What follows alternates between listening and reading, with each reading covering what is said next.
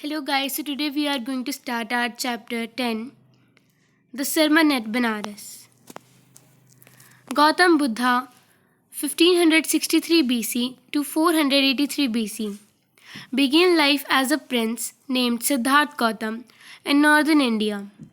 At 12, he was sent away for schooling in the Hindu sacred scriptures, and 4 years later, he returned home to marry a princess. They had a son and lived for 10 years as befitted royalty. At about the age of 25, the prince, heretofore shielded from the sufferings of the world, while out hunting chanced upon a sick man, then an aged man, then a funeral procession, and finally a monk begging for alms. These sights so moved him that he at once went out into the world to seek enlightenment concerning the sorrows he had witnessed. He wandered for 7 years and finally sat down under a peepal tree where he vowed to stay until enlightenment came. Enlightened after 7 days, he renamed the tree the Bodhi tree, tree of wisdom, and began to teach and to share his new understandings. At that point, he became known as the Buddha, the awakened or the enlightened. The Buddha preached his first sermon at the city of Benares, most holy of the dipping places on the river Ganges. That sermon has been preserved and is given here. It reflects the Buddha's wisdom about one inscrutable kind of suffering. Kissa Gautami had an only son and he died. In her grief, she carried the dead child to all her neighbors, asking them for the medicine, and the people said, She has lost her senses. The boy is dead. At length, Kissa Gautami met a man who replied to her request. I cannot give the medicine for the child, but I know a physician who can. And the girl said, Pray tell me, sir, who is it?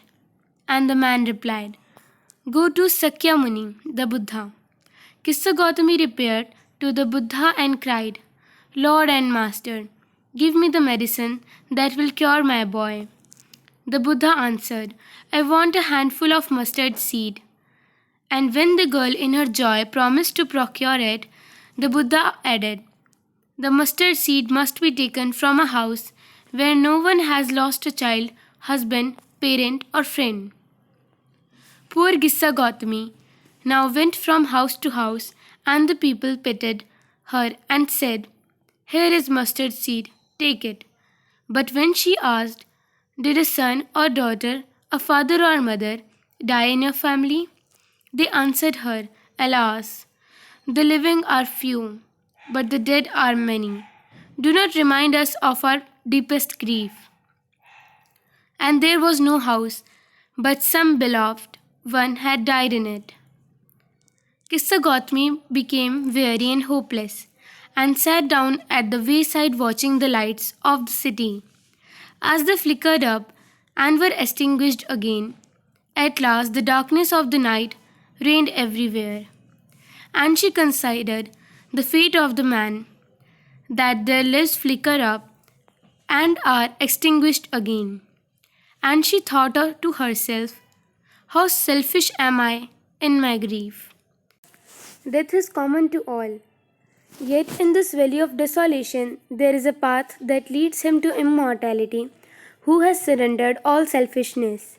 The Buddha said, The life of mortals in this world is troubled and brief and combined with pain.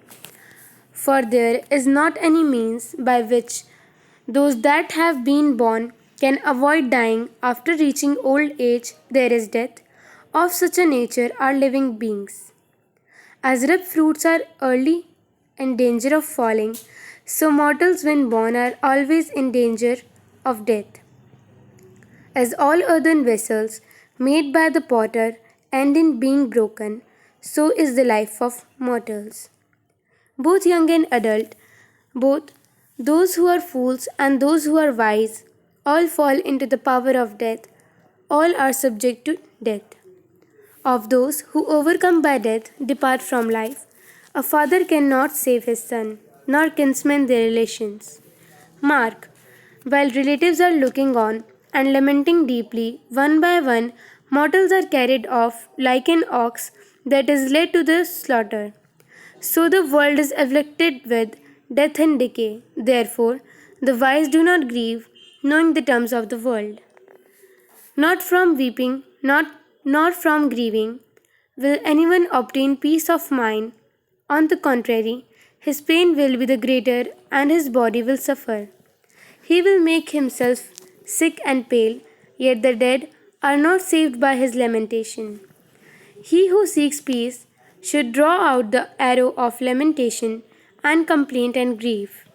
He who has drawn out the arrow and has become composed will obtain peace of mind.